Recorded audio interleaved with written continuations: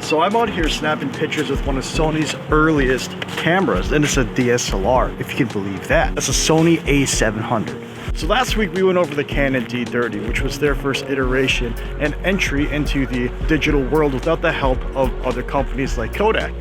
So that it's fitting, we go over Sony's first introduction into the digital world without the training wheels of Konica Minolta, which was the A700. And again, it's all on their own, right? No ships coming in today. It's Christmas, of course. But at least we have the ice box over there to take photos of. So yes, while it's true that this is the first Sony prosumer camera without the help of anybody else, it feels a lot like a Konica Minolta 7D, which isn't a bad thing, if you ask me. I love that camera, but it's eerily similar.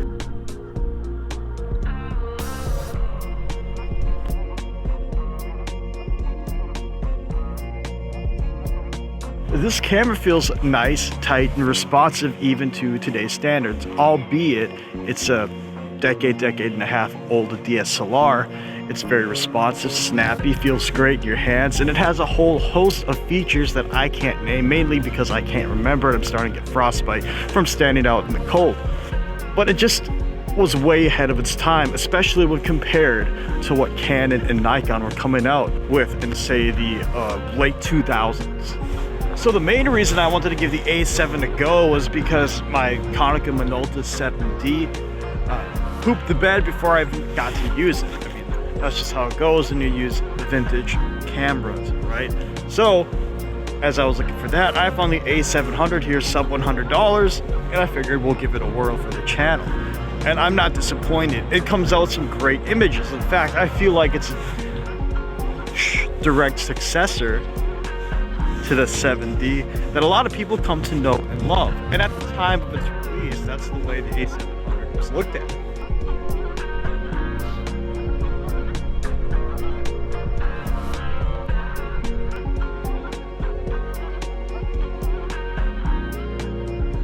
So it's about that time where we start having to lock off the camera on a tripod to get some clean shots and use a lower ISO, but instead I think I'm going to test out the in-body stabilization, bump the ISO, and both test out the low light capabilities and the high ISO performance on the A700, and then we'll lock. It's crazy from afar when this broken apart ice clanks together. It sounds like a generator or engine of sorts, but it's just broken ice. Here in Duluth, we continue to break the ice until, like, say, mid-January.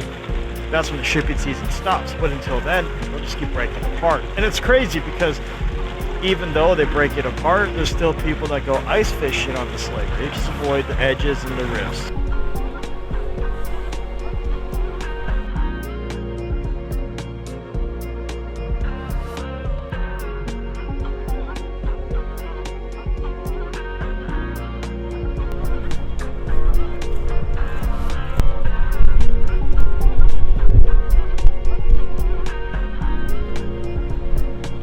Hands are starting to freeze, so what I'm going to do is switch these out and get some long exposures with the A700 locked off on a tripod at a low ISO. Go up on the hill, take some Bentleyville shots, and we'll call it for this. I just turned to Joe Biden.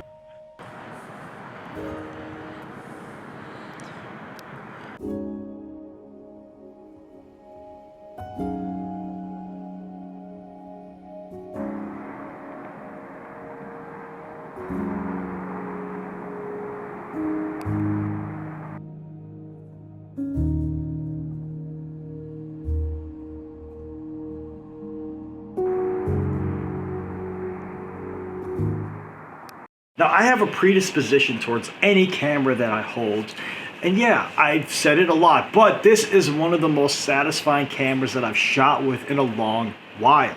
From the weather sealed tough feeling body to simply the sounds it makes when it shoots. Like, listen to the slap.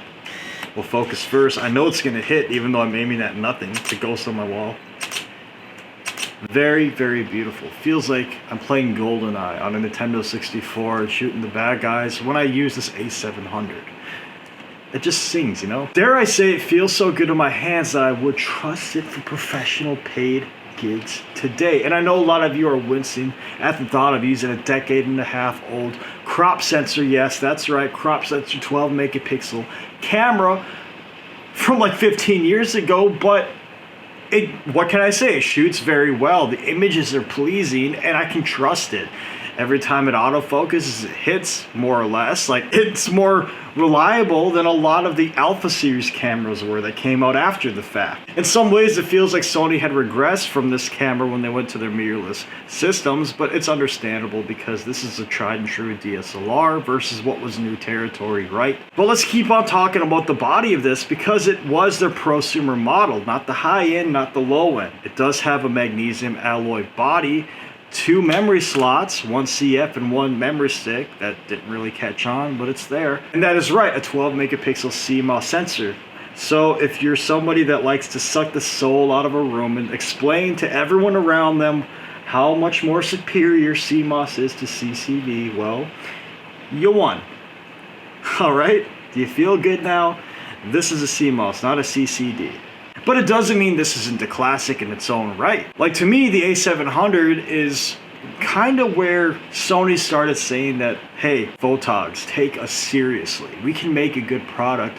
Check us out. And that they did. This camera withheld and withstood the test of time, even though it's forgotten about on today's market. But it's somewhat groundbreaking for Sony because they didn't need the help of Konica Minolta to make this, even though this does look and feel like an exact replica of the 7D by Konica Minolta. It's all Sony in-house through and through. Now again, let's touch on the body though, because it is a pretty unique build. Magnesium alloy, weather sealed. It does lack a subscreen, which was an interesting choice by Sony because they said the 3-inch screen, which is huge on the back, would suffice. And that people that are using the A700 probably won't need a subscreen. I disagree. But again, this is a prosumer build body. I don't feel like I'm going to break it at any point. And the buttons are very well thought out. It has a beautiful viewfinder and a flat screen, which is a catch-22. Like yeah, it is more weatherproof because it's just flat, but when you need to compose your shots high or low, it could be an issue. And if we talk about the sensor, it produces a very clean image. And like I said, it's a treat to shoot with because I feel like I'd hit focus every time I needed to, even in low light situation. I know a lot of people would see it as a drawback that this camera is not only 12 megapixels, but a crop sensor at that. But I think of it as a positive because now I can use a larger selection of A-mount lenses than I would have before. Like this Zeiss 16-80, which a lot of people didn't like. I think it's a great camera with a very practical zoom range, and it's cheap at the end of the day. And the main reason that I like to pick up these old Alpha cameras is so I can tap into my wide selection of Alpha lenses and still have great native autofocus that I wouldn't be able to have on my E-mount systems, which I actually don't have anymore. Like, to me, there's not a lot of downsides to the A700, even if we're talking about using it as a serious camera today. And again, I know a lot of you would cringe or wince at the thought of that, but it's still a solid shooting camera through and through. My 2 main drawbacks of the A700 would be the hot shoe. It uses that weird custom one that Sony had for a while and got rid of quietly, hoping we'd all forget about it, but I didn't. I saw what you did. And the fact that there's no live view on this camera, which Sony could have done, but they made it themselves, that they just didn't feel comfortable with implementing it in the A700. But if you can get past those things, it is a very usable, durable, and practical camera today. Now, it's coming in at a very cheap price point. Like, you can find this camera anywhere from $50 to $200, maybe $150 for a good copy. And if you have the money and some Alpha lenses, maybe give it a shot, or not. Save that money, take your family on vacation, I don't know. But that's it for now. I just wanted to show you that, yeah, Sony made some DSLRs and they were darn good at it before they moved the goalposts and changed the game with their mirrorless systems that we've come to know and love. That's it for now. Find me on Instagram at Matt's Notes. Thank you for watching. I hope you all had a great holiday season, and I'll see you next time.